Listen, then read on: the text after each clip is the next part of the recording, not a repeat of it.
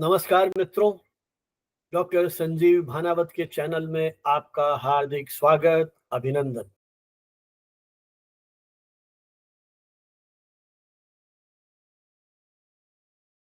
प्रतिमा पुरी, क्या आपने ये नाम सुना है? यदि नहीं तो याद कीजिए 15 अगस्त 1965 का वह दिन, जब दूरदर्शन पर प्रत्येक शाम को 5 मिनट का एक समाचार बुलेटिन प्रसारित होने लगा। जब पूरा देश भारत की आजादी की वर्षगांठ मना रहा था, उस समय दूरदर्शन ने अपने प्रसारण में एक महिला को समाचार वाचन की जिम्मेदारी दी थी, और यह महिला थी प्रतिमा पुरी। भारत में टेलीविजन प्रसारण के इतिहास में प्रतिमा पुरी का नाम स्वर्णाक्षरों से लिखा जाएगा। उन्होंने 15 अगस्त 1965 को दूरदर्शन पर देश का पहला समाचार बुलेटिन प्रस्तुत करके एक नए अध्याय की शुरुआत की थी। यह प्रसारण भले ही 5 मिनट का हो, लेकिन इसी ने भारत की पहली महिला टीवी न्यूज रीडर के रूप में प्रतिमा पुरी को स्थापित किया। अपने सधे हुए अंदाज, मधुर आवाज और आत्मविश्वास के साथ प्रतिमा पुरी ने न सिर्फ समाचार वाचन को नई पहचान दी, बल्कि देश भर में अनगिनत महिलाओं के लिए वे प्रेरणा का स्रोत भी बनती है। प्रतिमा पुरी का जन्म हिमाचल प्रदेश के शिमला शहर में एक गोरखा परिवार में हुआ था। जन्म के समय उनका नाम था विद्या रावत, जिसे बाद में बदलकर प्रतिमा पुरी कर दिया गया था। प्रारंभ से ही उनकी आवाज में वह दमखम और मिठास थी जो प्रसारण के लिए उपयुक्त मानी जाती थी। उन्होंने अपनी उच्च शिक्षा दिल्ली के एक प्रतिष्ठित college, Indraprastha college for women से पूरी की थी। इंद्रप्रस्थ कॉलेज उस दौर में महिलाओं के लिए शिक्षा का एक श्रेष्ठ केंद्र के रूप में जाना जाता था। शिक्षा प्राप्त करने के बाद प्रतिमा जी ने यह सोचा कि वह अपना करियर मीडिया के क्षेत्र में चुनेंगी। प्रतिमा पुरी ने 1950 के दशक के अंत में शिमला के आकाशवाणी केंद्र से अपने प्रसारण करियर की शुरुआत की। शिमला उनका गृह नगर। उनकी आवाज प्रसारण के लिए खास तौर पर उपयुक्त मानी गई और शीघ्र ही उन्होंने रेडियो श्रोताओं के बीच अपनी लोकप्रियता कायम कर ली। उनकी आवाज की इसी वैशिष्ट्य को देखते हुए आकाशवाणी के वरिष्ठ अधिकारियों का ध्यान उनकी ओर गया। 15 सितंबर 1959 को भारत में टेलीविजन का प्रायोगिक प्रसारण दिल्ली में प्रारंभ होता है। तब प्रतिमा पुरी को शिमला से दिल्ली बुला लिया गया। दूरदर्शन उस समय आकाशवाणी का ही एक प्रभाग था। एक माध्यम के रूप में टेलीविजन के लिए उस समय कुछ विश्वसनीय आवाजों को खोजा जा रहा था। प्रतिमा पुरी की उत्कृष्ट आवाज और उनके प्रसारण कौशल को ध्यान में रखते हुए उन्हें दूरदर्शन के लिए चुना गया, और जब 15 अगस्त 1965 को समाचार प्रसारण की शुरुआत होती है, तो उन्हें प्रथम समाचार वाचिका के रूप में भारत सरकार ने चुना। इस दिन आकाशवाणी भवन नई दिल्ली के स्टूडियो सभागार से नियमित दैनिक प्रसारण शुरू किया गया था। यह पहला टीवी समाचार बुलेटिन, जो मात्र 5 मिनट का था, इस ऐतिहासिक बुलेटिन को प्रतिमा पुरी ने अपनी दमदार प्रस्तुति के साथ प्रस्तुत किया। उस समय दूरदर्शन देश का एकमात्र टीवी चैनल था जिसने समाचारों का प्रसारण शुरू किया, लेकिन दूसरी ओर बहुत कम घरों में टीवी सेट थे। लेकिन फिर भी इस प्रसारण का एक प्रतीकात्मक महत्व था। आजादी के 18 वर्ष बाद पहली बार भारतीय जनता ने टेलीविजन पर भारतीय महिला को खबरें पढ़ते हुए देखा। प्रतिमा पुरी के सौम्य व्यक्तित्व एवं आत्मविश्वास भरे हुए स्वर ने करोड़ों श्रोताओं और दर्शकों के दिल को जीत लिया, और उन्होंने यह साबित कर दिया कि अब देश में टेलीविजन समाचार का एक युग प्रारंभ हो चुका है। उस दौर में अखबार और रेडियो ही खबरों के प्रमुख माध्यम थे, इसलिए टेलीविजन पर समाचार पढ़ना ही अपने आप में एक बहुत बड़ी उपलब्धि थी। प्रतिमा पुरी की प्रथम समाचार बुलेटिन ने न केवल देश में प्रसारण पत्रकारिता की नींव रखी, बल्कि यह भी प्रदर्शित किया कि दृश्य माध्यम में भी समाचारों को गंभीरता और विश्वसनीयता के साथ प्रस्तुत किया जा सकता है। यह वह ऐतिहासिक क्षण था जिसके लिए प्रतिमा जी को सदैव याद किया जाएगा। प्रतिमा पुरी की प्रसारण शैली बहुत प्रभावशाली और विशिष्ट थी। उनकी आवाज मधुर होने के साथ साथ दृढ़ता से भरपूर थी, जो श्रोताओं और दर्शकों पर तुरंत प्रभाव छोड़ती थी।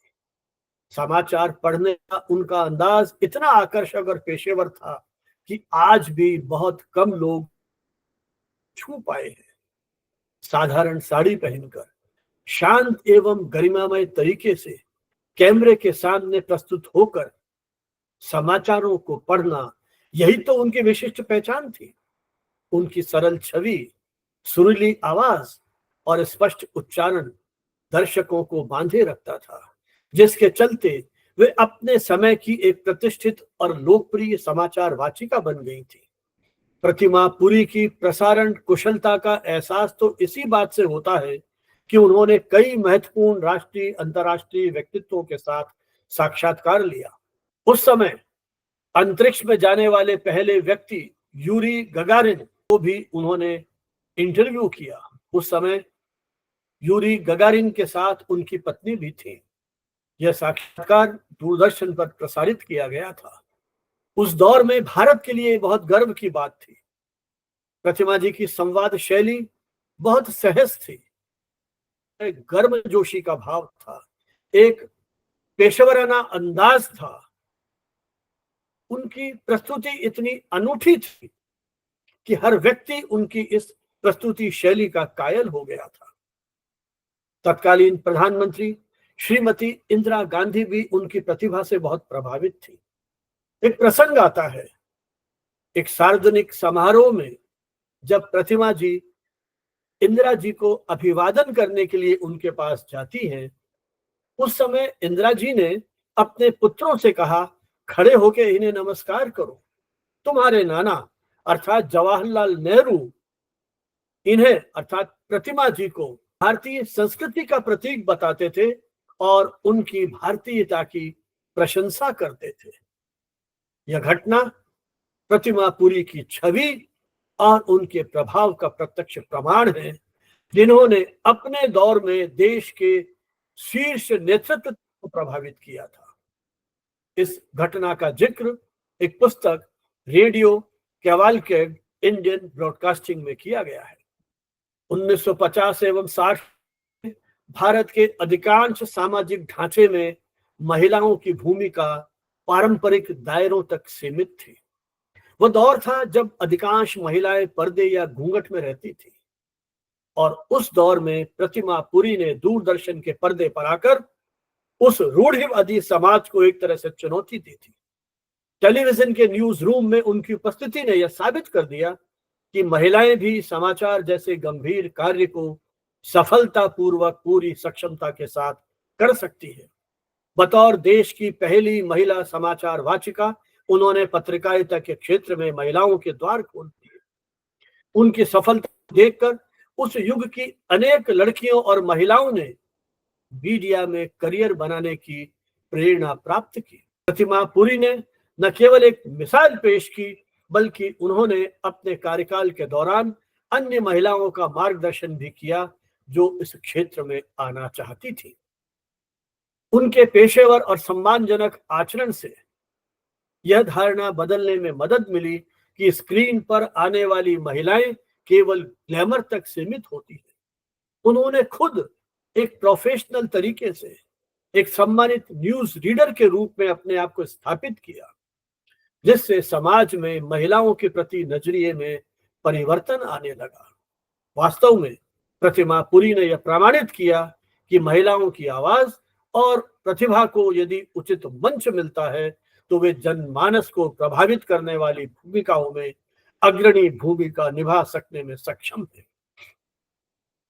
महिलाओं के लिए न्यूज रूम में जगह बनाना आसान नहीं था, लेकिन प्रतिमा पुरी ने अपने प्रदर्शन से यह जगह पक्की की और आने वाली पीढ़ियों के लिए मार्ग प्रशस्त किया। प्रसारण पत्रकारिता के क्षेत्र में प्रतिमा पुरी का प्रभाव दूरगामी रहा।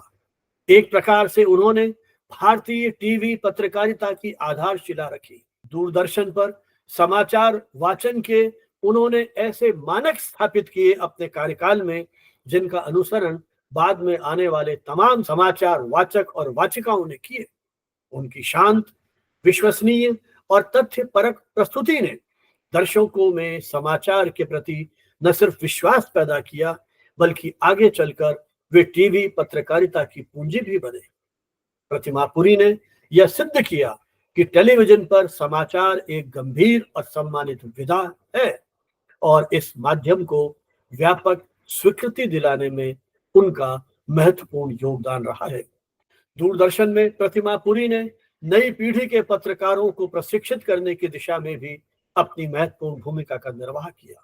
1967 के आसपास जब दूरदर्शन में एक युवा समाचार वाचिका सलमा सुल्तान ने प्रवेश किया, तो जल्द ही वे प्रतिमा पुरी की उत्तराधिकारी भी बन गई। उसके बाद जब दूरदर्शन को यह महसूस होने लगा कि हमें और अधिक प्रशिक्षित न्यूज एंकर्स की आवश्यकता है, तो उन्होंने प्रतिमा पुरी को प्रशिक्षण की जिम्मेदारी संभाई। अनेक उभरते हुए समाचार वाचकों और वाचिकाओं को उन्होंने प्रशिक्षण दिया, मार्गदर्शन दिया, जो आगे चलकर दूरदर्शन और अन्य चैनलों के प्रमुख चेहरे भी बने। इस तरह प्रतिमा पुरी का प्रभाव प्रत्यक्ष प्रसारण तक सीमित नहीं रहा, बल्कि पर्दे के पीछे एक प्रशिक्षक के रूप में भी उन्होंने भारतीय पत्रकारिता को समृद्ध किया। उस दौर में सलमा सुल्तान, गीतांजलि अय्यर, नीति रविंद्रन और रेनी साइमन दूरदर्शन के प्रतिष्ठित और सुप्रसिद्ध चेहरे बन गए थे। आज भारतीय टेलीविजन न्यूज जगत में जो भी बेहतरीन मानक दिखते हैं, खबरों की शुद्ध भाषा, संयत स्वर और विश्वसनीय प्रस्तुति, उन सब में कहीं न कहीं प्रतिमा पुरी की परंपरा की झलक देखने को मिलती है। उनके योगदान के लिए उन्हें प्राय प्रसारण जगत के सबसे प्रतिष्ठित समाचार वाचकों में गिना जाता है। सचमुच उन्होंने आने वाली पीढ़ी के पत्रकारों के लिए उच्च मानदंड कायम किए थे। लंबे समय तक दूरदर्शन में काम करते रहने के बाद प्रतिमा जी ने 1970 के दशक की शुरुआत में सक्रिय समाचार वाचन से विराम ले लिया। 29 जुलाई 2007 को उनका निधन हो गया, लेकिन मीडिया जगत में उनका नाम सदैव सम्मान के साथ याद किया जाता रहेगा। उन्हें एक ऐसी अग्रणी महिला के रूप में देखा जाएगा जिसने न सिर्फ एक नया इतिहास रचा, बल्कि अनगिनत महिलाओं को उनके सपने पूरे करने की राह भी दिखाई। दूरदर्शन की प्रथम महिला समाचार वाचिका होने के नाते आज भी प्रसार भारती एवं दूरदर्शन समय समय पर उनके योगदान को सम्मान और श्रद्धा पूर्वक याद करते हैं। हर वर्ष दूरदर्शन की वर्षगांठ हो या महिला, ऐसे ही कोई अन्य महत्वपूर्ण प्रसंग, प्रतिमा पुरी का जिक्र अक्सर आता है और भारतीय न्यूज रूम में महिलाओं की मजबूत उपस्थिति की नींव उन्होंने डाली, यह भी हमें कहीं बार बार एहसास कराता है। प्रतिमा पुरी की यादें भारतीय जनमानस में कई रूपों में जीवित है। उनके समकालीन लोग आज भी उनकी मीठी आवाज और गरिमामयी शैली का उल्लेख करते हैं। जो नई पीढ़ी उन्हें इतिहास के पाठों और प्रसंगों में खोजती प्रतीत होती है। हाल ही में प्रसारित वेब सीरीज रॉकेट बॉयज में एक छोटे से दृश्य में प्रतिमा पुरी के किरदार को दिखाया गया, जो इस बात का प्रमाण है कि देश के सार्वजनिक जीवन के इतिहास में उनकी भूमिका को सांस्कृतिक रूप में भी मान्यता मिली है। ऐसे ही प्रसंग उनकी स्मृति को नई पीढ़ी तक पहुंचाने में सहायक बनेंगे। अंततः प्रतिमा जी का जीवन और करियर इस बात का प्रतीक है कि दृढ़ इच्छा शक्ति और कौशल के बल पर हम किसी भी नए मार्ग में आगे बढ़ सकते हैं और सफल हो सकते हैं। एक ऐसे दौर में जब टेलीविजन की तकनीक विकसित हो रही थी और महिलाओं की भूमिका सीमित थी, लेकिन इन दोनों मोर्चों पर उन्होंने समाज की सोच को बदला। बतौर पहली समाचार वाचक के रूप में उन्होंने इस माध्यम को लोकप्रिय और विश्वसनीय बनाया और पत्रकारिता में महिलाओं की भागीदारी को एक नई उड़ान दी। उनकी विरासत हर उस महिला पत्रकार में जीवित है जो कैमरे के सामने आत्मविश्वास के साथ सच का बयान करती है और हर उस समाचार प्रसारण में धड़कती है जो निष्पक्षता और सत्यनिष्ठा के साथ प्रस्तुत किया जाता है। प्रतिमा पुरी सचमुच भारतीय प्रसारण जगत की एक पथ प्रदर्शक थी, जिनका योगदान और स्मरण आने वाले वर्षों तक हमें प्रेरणा देता रहेगा। ऐसी ही महान शख्सियत के प्रति अपना सादर नमन करते हुए आप सभी के प्रति हार्दिक शुभकामनाएं। जय हिंद, जय भारत।